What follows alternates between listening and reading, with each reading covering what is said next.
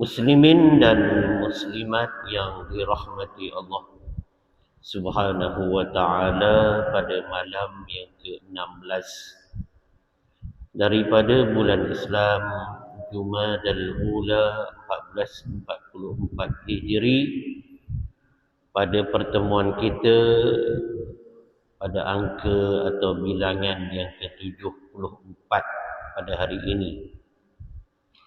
Apa khabar semua? Alhamdulillah, terima kasih dan tahniah. Nawaitu li'atikaf fi hadzal masjid sunnatan lillahi ta'ala. Muslimin dan muslimat yang dirahmati Allah Subhanahu wa taala, setelah pada siri yang lalu, siri yang ke-73, dalam perbincangan kita, tuntutan kepada memahami suatu amalan, suatu suruhan dalam agama yang dinamakan sebagai suruhan wajibnya bertaubat, dengan satu sifat taubat yang dinamakan taubat nasuha itu. Artinya taubat yang bersungguh-sungguh. Siri yang lalu kita dah pun membincangkan dalam satu kuliah, yakni tentang syarat kesempurnaan taubat yang kedua. Iaitulah kita ingat balik apa sabdaan Nabi qala Rasul sallallahu alaihi wasallam, wa man taba wa lam yazdad fil ibadah falaysa bitaib, yang mafhumnya, dan sesiapa yang bertaubat tetapi tidak bertambah pada ibadatnya, maka bukanlah dia dinamakan ataupun dikatakan orang yang bertaubat. Tambah ini makna banyak. Dia boleh dipecahkan kepada 3. Yang pertama, tambah dalam arti kata lain, tambah baik, ataupun melakukan penambahbaikan, pengupgradean. Memahaminya dulu dah buat tapi tak sempurna kerana kurang mendapat ilmu dan pengajaran. Bila sudah mendengar ilmu, berguru, maka nampaklah ibadah sebelum ini yang berkenaan tidak sempurna perlakuan yang kita lakukan, maka kita buat penambahbaikan. Itu tambah makna yang pertama.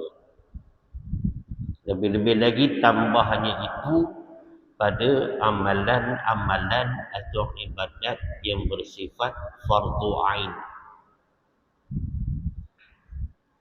Yang kedua, tambah itu boleh dipecahkan kepada 2 lagi bahagian.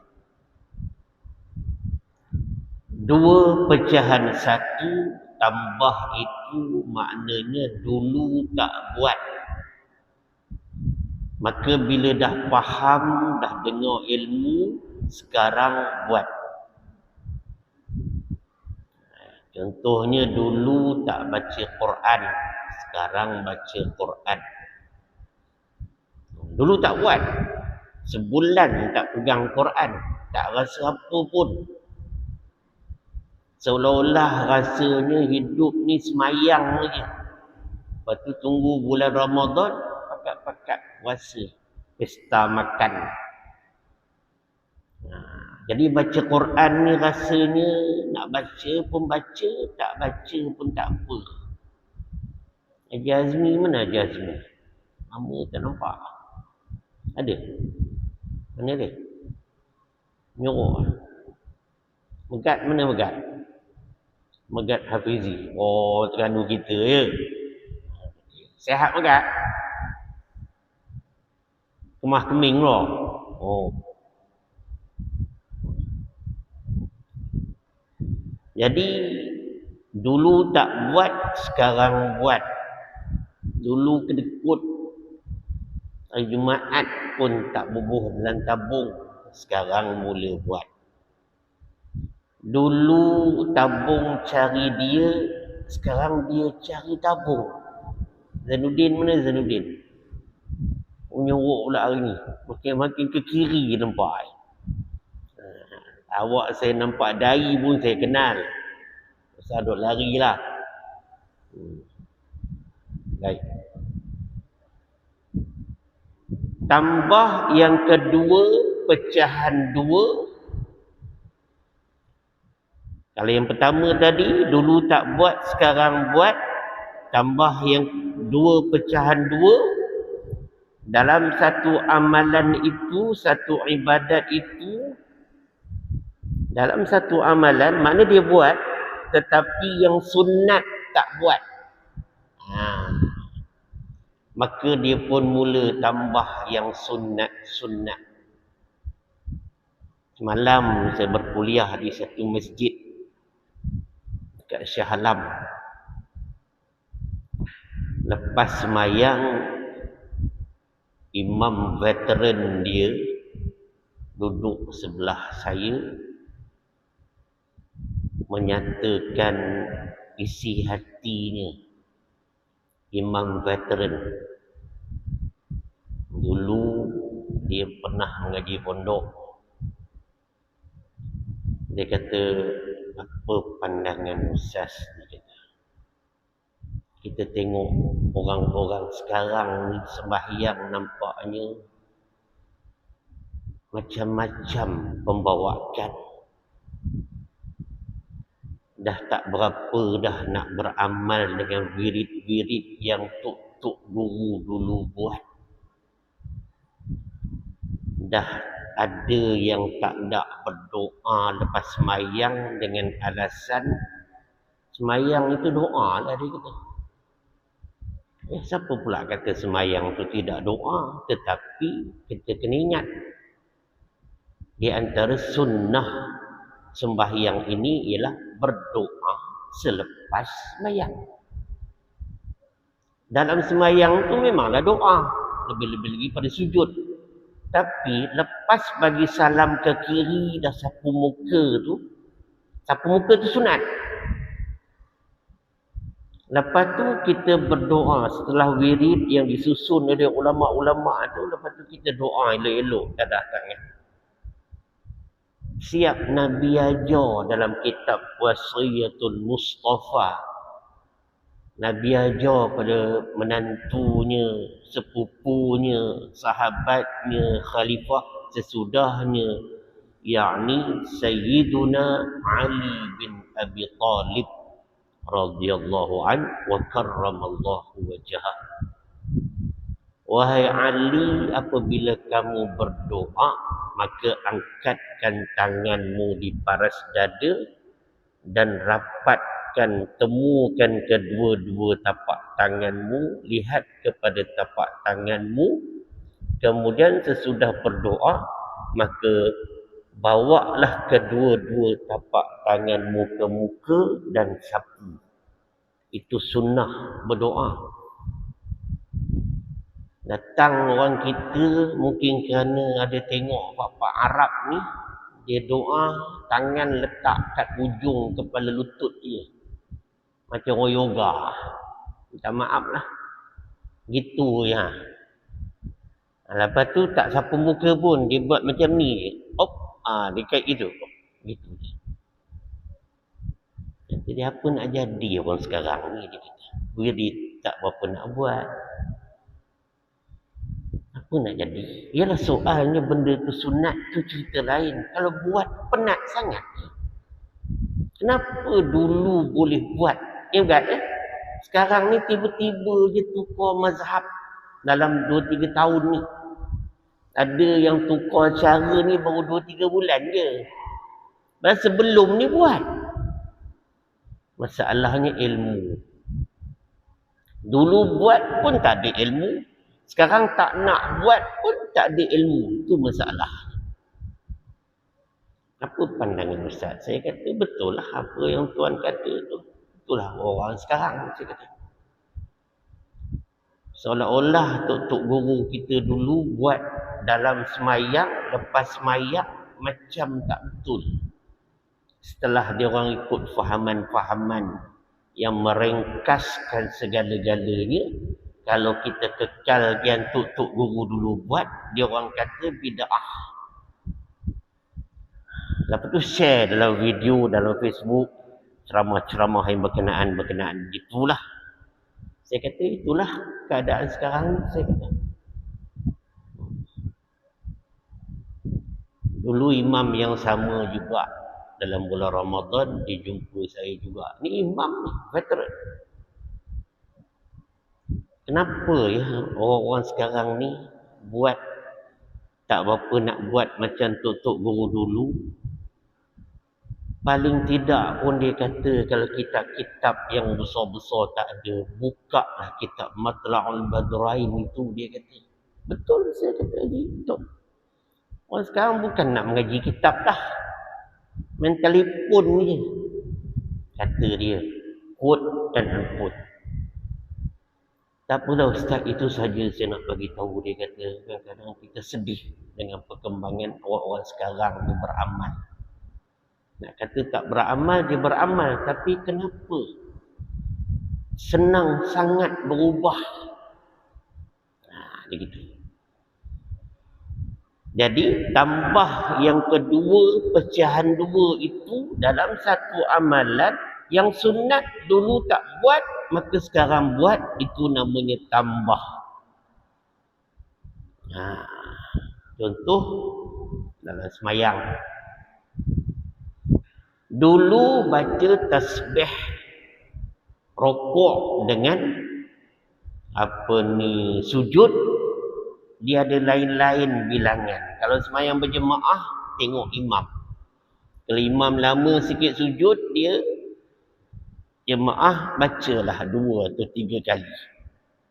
Tapi kalau imam pun jenis laju je, kadang-kadang jemaah tak sempat nak baca. Sempat sekali. Kalau semayang sunat, memang disunatkannya, memang dipotongnya habis. Orang Melayu kita sunat kan maknanya potong. Dipotongnya habis. Semayang sunat, berebut sangat nak buat ba'diyah isyak 4 rakaat. Setelah dengar fadilat-fadilat ni. Buat semayang sunat 4 rakaat, kita semayang sunat 2 rakaat lepas isyak. Mula takbirnya sama. Tapi yang 4 rakaat ni bagi salam dulu pada yang 2 rakaat. Ni apa cerita ni? Patutnya 4 rakaat, masanya sekali ganda lah. Tak, yang 4 rakaat habis dulu pada 2 rakaat. Sembahyang rawatib ba'diyah isyak. Orang sekarang baguslah. Nak buat 4 rakaat isyak, 2 salam. Tapi bukan melaju lagi. Confirm surah tak baca. Kita paling takut Fatihah tu pun takut baca tak betul. Sebab nak berebut dapat 4 rakaat, tapi rukun tak tahu betul ke tidak. Ini masalah, apalagi tasyahud akhir. Nak habis sampai innaka hamidum majid.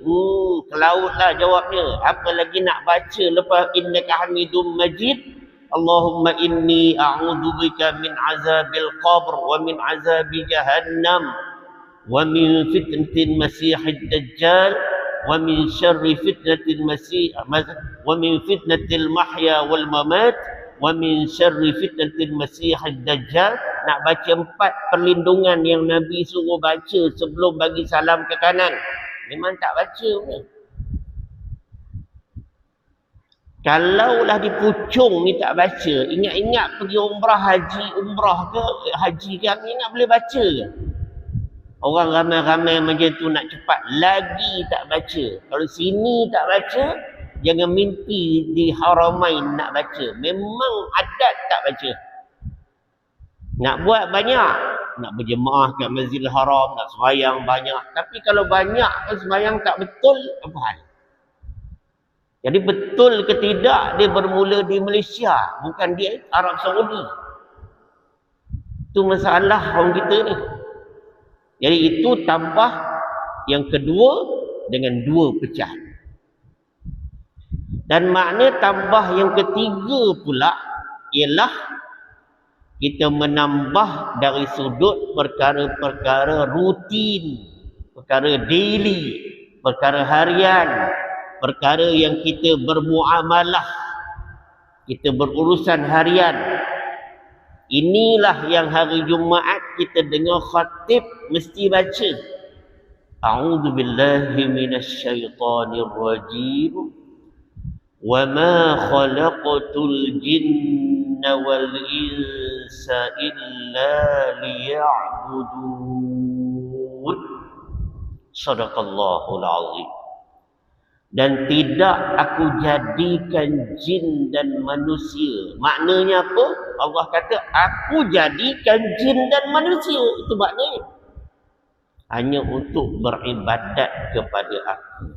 Maknanya 24 jam. Kalau betul perjalanan kita, harian kita, tidur kita tu pun jadi ibadat, makan kita jadi ibadat, masuk toilet, khala, tandas kita jadi ibadat. Kita buka jubah, buka kain apa semua jadi ibadat. Kalau betul. Kalau betul. Tapi kalau tak betul, kita bergantung dengan ibadat-ibadat semayang itu je lah nampaknya. Quran pun tak berapa nak baca. Baca pun salah. Dalam salah tak nak belajar. Ini masalah ni. Jadi maknanya dalam perbuatan harian kita, kita tambah apa? Tambah dengan perkara-perkara yang dinamakan sunnah muttaba'ah. Sunnah yang kita ikut Nabi buat. Contoh apa? Sebelum kita makan. Tak kiralah makan pakai sudu garpu ke. Makan. Namanya makan, basuh dua-dua tangan. Itu sunnah. Namanya makan, sebelum makan, baca doa makan. Belajar betul-betul doa makan. Kalau terlupa berdoa, baca doa makan di tengah makan. Ada doanya. Dan bila sudah makan, baca doa sesudah makan. Itu namanya makan saja, tapi dalam tu ada sunnah. Dulu tak buat, sekarang kita buat. Dulu masuk masjid, tak kira kaki mana kita langkah. Sekarang kita lebih berhati-hati dengan doanya, kita langkah kaki kanan. Inilah maknanya benda-benda kalau kita tengok tak ada kena mengena dengan amalan khususiah, semayang dan lain-lain. Tapi bila kita buat itu menepati sunnah yang Nabi ajar, caranya, doanya, ya, maka itu jadi ibadat. Ini yang kita nak tambah.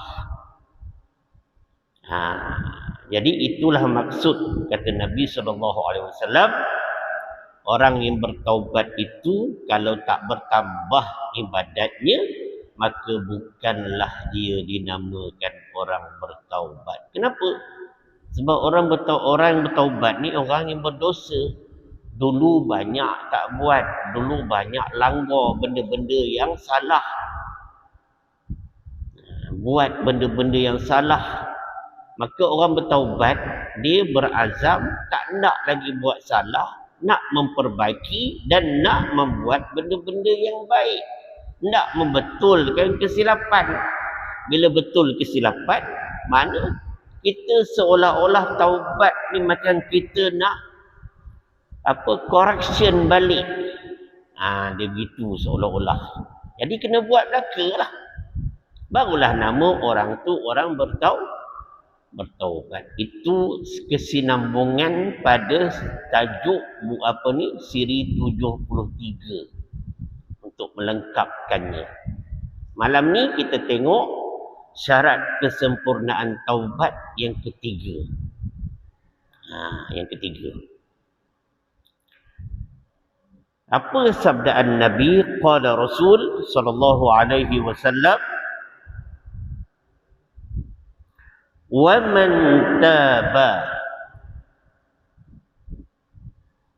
dan sesiapa yang bertaubat,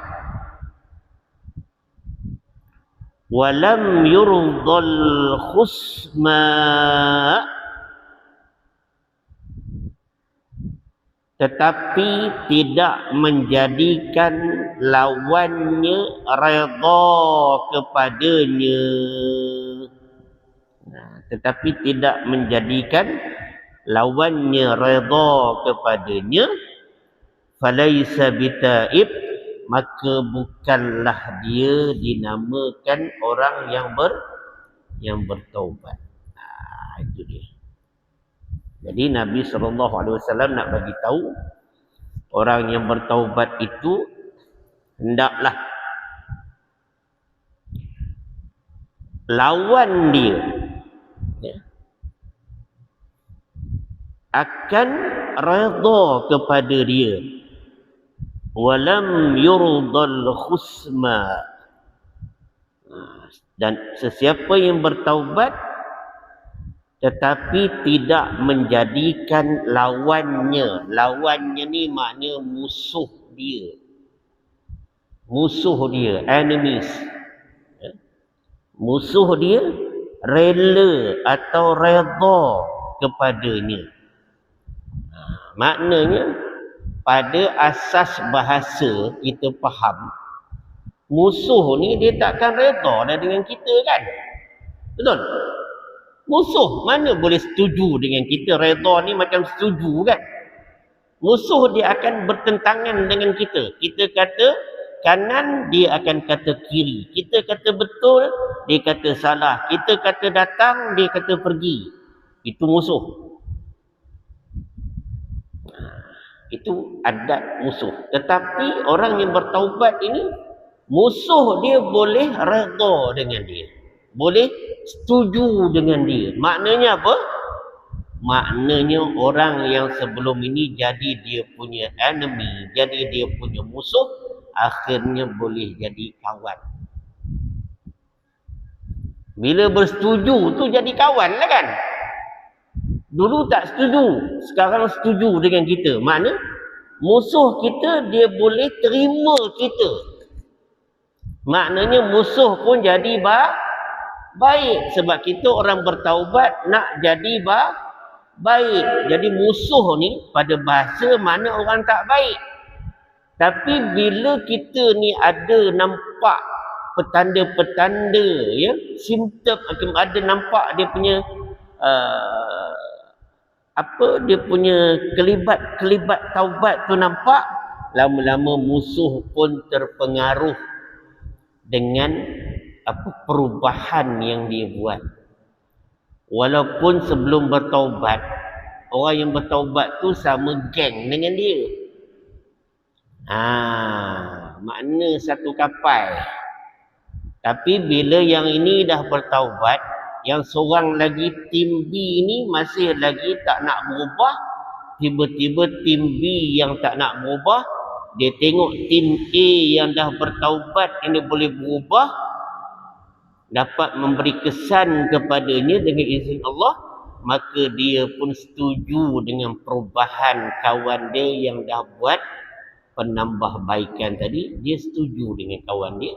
Maka dengan sendirinya orang yang bertaubat menjadi enzim, menjadi pemangkin, menjadi agen, ejen untuk menarik orang yang bersalah, orang yang maknanya yang tidak baik pada dasarnya. Akhir dia tengok kita ni sebagai cermin bagi dia. dan dia pun tertarik dan mengikuti cara kita, dia juga jadi orang yang bertaubat. Itu maknanya musuh dia jadi redha dengan kita. Bukan senang lah. Macam mana kita nak tarik orang yang ibarat kata orang jahat lah, tiba-tiba jadi baik. Macam mana? Tentu dia nak tengok yang diri yang nak tarik dia tu betul-betul boleh dicontohi. Example. Jadi makna ciri-ciri orang bertaubat ini apa dia? Conclusion dia, dia tidak akan ada musuh lagi dalam hidup dia. Walaupun dulu ni musuh, tetapi bila dia dah bertaubat betul-betul, dah mengaji ilmu, dah tambah baik amalan dia, akhirnya musuh pun tak terkata apa. Kalau dulu musuh mungkin kata apa dia, hang dengan aku sama ya. Untuk saya dia cakap banyak dah. Hang pun baru tukar baju je, dia kata. Tapi bila dia duk kata hang baru tukar baju, memang kawan ni dah buang dah baju lama dah. Memang dia betul-betul uniform baru. Akhirnya yang kata-kata duk perli-perli ni lama-lama dia pun tertarik dengan kawan dia yang nampaknya tidak mudah dipengaruhi untuk ditarik balik kepada jalan sebelah kiri. Akhirnya orang yang duduk di haluan kiri, dia akan masuk juga ke haluan kanan. Kanan pada adatnya baiklah, dia ikut kawan dia. Itu makna musuh menjadi redha. Redha ni macam setujulah. Kita selalu cakap dengan kawan-kawan kita, kalau kita tak setuju, kalau kita tak nak ikut macam diorang buat ni, kalau kita terpaksa juga buat, maka rasalah tidak redha dalam hati. Betul tak? Jangan ada redha dalam hati. Kita guna kata redha kan? Mana? Jangan ada rasa setuju dalam hati kita walaupun kita terpaksa buat. Jadi orang bertaubat ni dia boleh menjadi pemangkin. Dia boleh menjadi enzim. Dia boleh menjadi daya penarik kepada orang yang tak berapa baik. Dia akan tengok orang yang bertaubat ni jadi baik, maka yang tak berapa baik dia akan contohi yang baik. Itu pentingnya mewujudkan kepribadian ataupun personality ataupun syakhsiah orang-orang yang bertaubat. Dah masuk waktu Okey. Baik.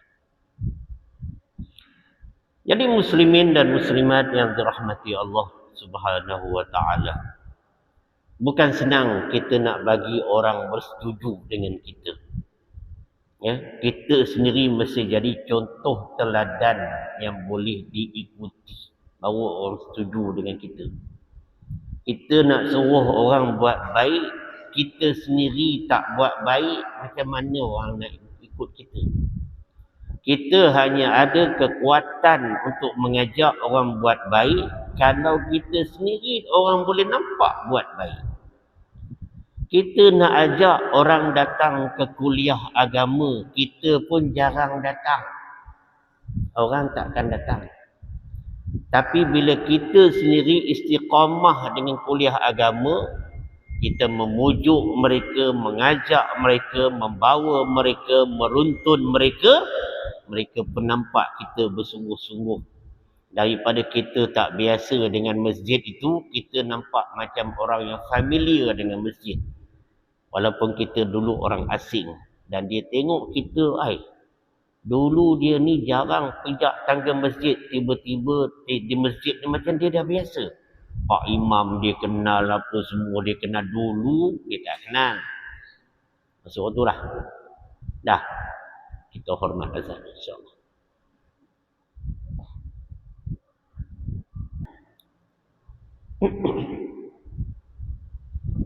Bismillahirrahmanirrahim. Kita sambung sedikit lagi. Jadi dapatlah kita melihat satu bentuk conclusion, satu bentuk kesimpulan kepada syarat kesempurnaan taubat nasuha ini Dia bukan sahaja perkara ini berlaku secara buat diri dia sendiri,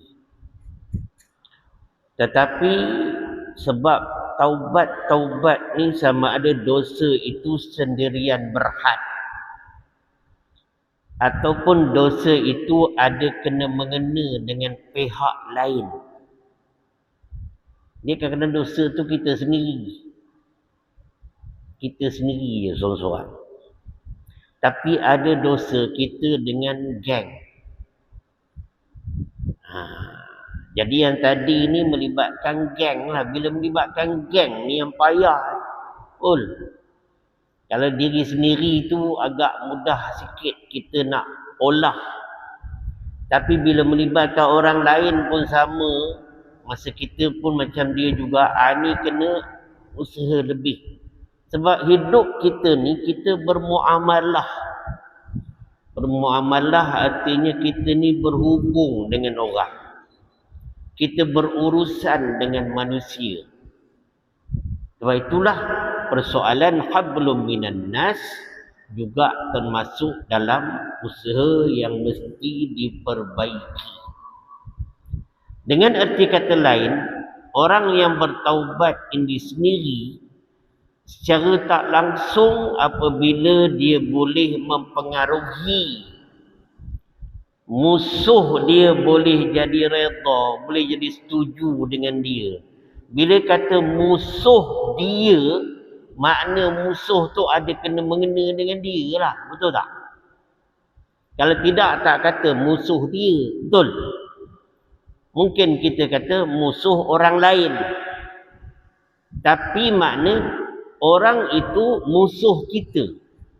Dulu dia memusuhi kita. Sebab macam-macam.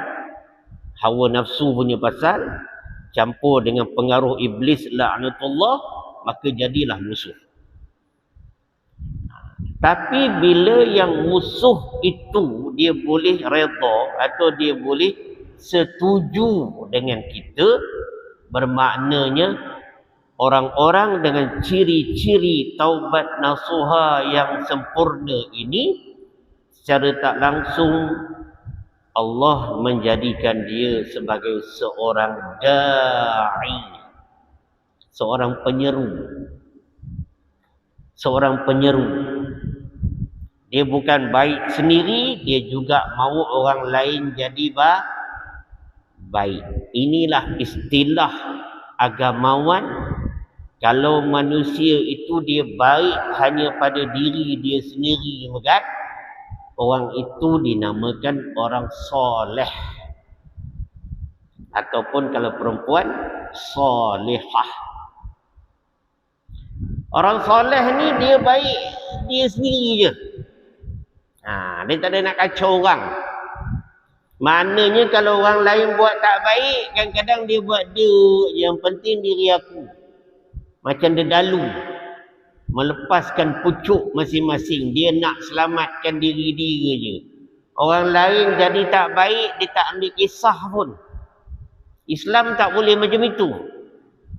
Islam ni bukan saja jangan jaga tepi kain orang. Islam ni Syam bukan suruh jaga kain, suruh jaga orang tu yang pakai kain tu. Itu makna Islam ni prihatin, cakna, concern. Ya. Jadi maknanya juga di sini dengan secara tak langsung kita mahu menjadi orang yang bukan setakat setelah bertaubat ni kita baik, kita juga mahu menarik orang lain jadi baik. Itu istilah dalam agama bukan soleh, tetapi musleh. Atau perempuan dipanggil muslihah. Bukan Siti Muslihah yang lagu apa ni, Muslihah, siapa nyanyi tu? Itu Zainuddin pandai lah tu. Kan nyanyi apa? Apa? Piramli. Apa barang Piramli? Piramli tu datuk saya. Saya tahu lagu-lagu dia. Siapa nyanyi lagu tu? Gadis Melayu tu. Ada nak jawab tu. Osman Hamzah. Tu dia tahu pun. Dia sebut gadis semua tahu. Gua kan. Kita muslihah itu muslihah. Yang ini perempuan yang hendak dia jadi dia baik dan perempuan lain juga jadi baik, dia panggil muslihah. Kalau yang lelaki dipanggil muslih. Muslih ini dia lebih power daripada soleh. Sebab soleh ni dia jaga diri dia je. Tapi muslih dia ada tanggungjawab sosial yang lain. Iaitu dia juga hendak orang lain juga jadi baik. Kalau cakap biasanya, kalaulah dia nak masuk syurga, insya-Allah amin, dia mahu orang lain juga masuk syurga. Itu namanya muslih yang istilah JAKIM gunakan sebelum pilihan raya dulu, iaitu nak melahirkan pemimpin atau lelaki qawwam. Lelaki qawwam mana? Lelaki yang boleh menjadi penjaga keluarga dia. Lelaki yang boleh menjadi pemimpin keluarga dia. Makna dia bertanggungjawab. Jadi dengan arti kata lain, orang yang bertaubat dengan taubatan nasuha, kita nampak tak? Dia punya tuntutannya cukup, makna luas, sehinggalah boleh menjadikan dia seorang penyeru, da'i ilallah, penyeru ke jalan Allah. Walaupun dia sebelum ini orang yang tidak baik. Tetapi kita kena ingat, orang ini ada beberapa kedudukan semasa hidupnya. Kedudukan pertama atau situasi pertama, dia mula-mula tak baik, kemudian baik. Kalau dapat yang itu, sangat baik. Ada orang mula-mula baik, lepas tu jadi tak baik. Ini pengaruh kawan, pengaruh persekitaran. Mula-mula baik, tapi sebab jumpa kawan, akhirnya jadi tak baik. Itu situasi kedua. Situasi ketiga, dulu tak baik, sekarang pun tak baik. Inilah bertentangan dengan apa yang Nabi kata SAW. Amalan seseorang itu dilihat kepada penghujung usia dia. Fil khawatim.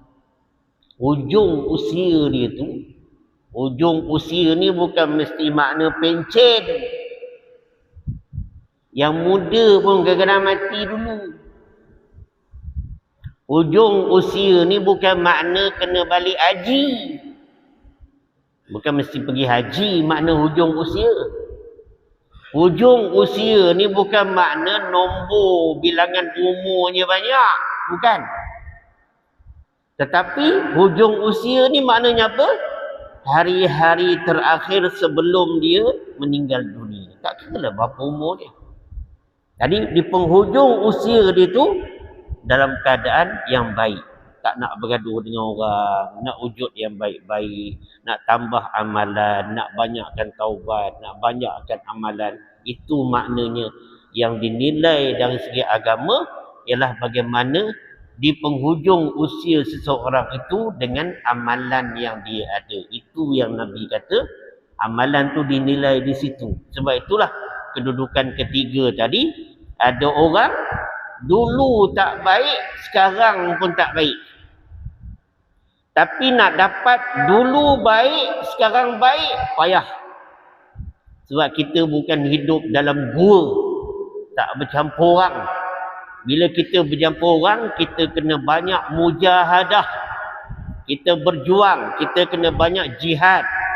Kita kena banyak semangat yang kuat, buat bersungguh-sungguh, tak boleh quit, tak boleh mengalah, tak boleh putus asa. Dia kena wajib istiqamah. Dengan berbekalkan kemampuan-kemampuan itu, insya-Allah, walaupun pada adatnya kebanyakan kita ni Dulu kurang baik.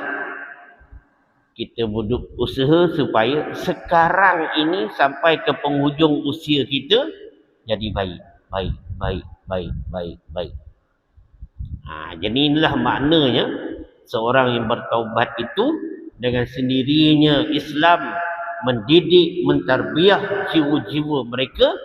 Dia dengan sendirinya secara automatik tanpa disedari dia menjadi da'i. Dia menjadi penyeru orang lain yang istilahnya dipanggil seorang yang musleh. Dia bukan setakat hendak dia baik, dia mahu orang lain juga baik. Walaupun orang tahu dia dulu tak baik. Sebab itulah dalam realiti masyarakat kita tidak boleh memandang sinis, tidak boleh memandang hina kepada rakan-rakan kita yang dulu dia buat salah. Mungkin dia pendosa satu ketika dulu. Dengan dadahnya, dengan perempuannya, dengan jenayahnya, ya. Dulu mungkin dia begitu, tetapi dia sudah berubah. Berubah itu, dalam itu ada resepi taubat nasuha. Sekarang dia sudah berubah. Islam mahu kita terima dia sekarang.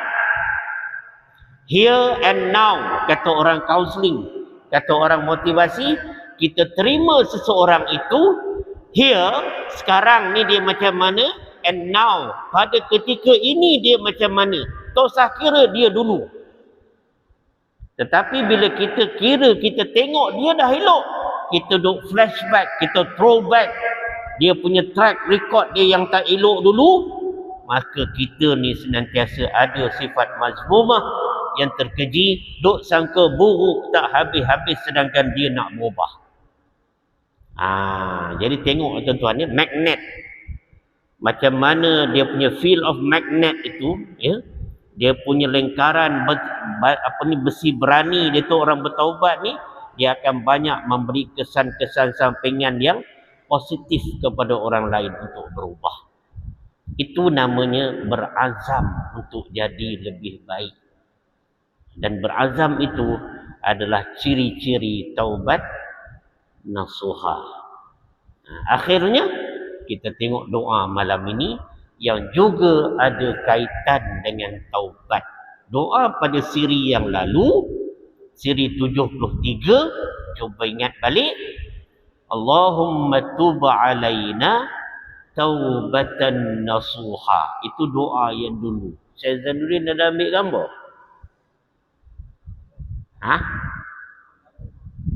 Itulah tak apa. Minta pada Syekh Saiful gambar tu nanti. Ya? Baik, doa malam ini juga doa tentang taubat. Cuma kita ni memang belajar doa di sini tuan-tuan. Kalau tuan-tuan tengok TikTok, itu bukan belajar doa. Kadang-kadang dia cakap tapi teksnya tak keluar. Kadang-kadang dia cakap, teks yang dia cakap tu ejaan tulisan tak betul.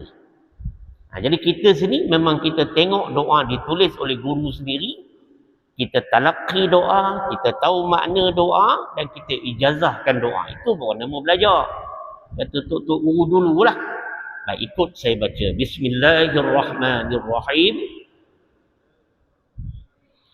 Allahumma rzuqna qabla al-maut taubah. Itu kalau kita baca begitulah. Tapi kalau kita baca penuh barisnya, Allahumma rzuqna, ikut, qabla al-mauti taubatan. Tapi baca doa jangan baca macam itu. Sebab pada kelaziman orang Arab, dia takkan hidupkan baris akhir yang berbaris. Dia mesti sukunkan, dia matikan. Jadi baca doa dia, Allahumma rzuqna, ikut, qabla al-mauti taubah. Allahumma rzuqna qabla al-mauti taubah. Allahumma rzuqna qabla al-mauti taubah. Walhamdulillahi rabbil alamin. Kenapa saya tulis? Sebab kita dapati ada doa-doa yang dikongsi di laman sosial. Kadang-kadang hurufnya tak betul, ejanya tak betul, barisnya tak betul. Cuba kalau saya tak letak baris, rasa tuan-tuan pun tak berani baca kan? Mungkin tuan-tuan baca Allah marzuqna tu boleh tahan lagi Syam. Lepas tu dah mula.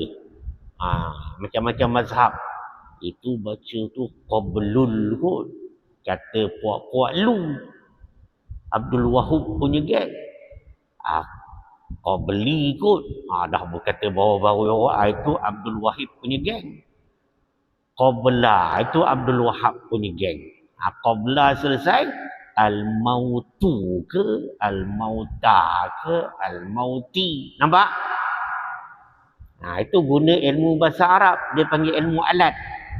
Lepas itu taubatan ke, taubatun ke, taubatin. Ujung taubatin kot. Kot tak main. Sebab tu kita ijazahkan.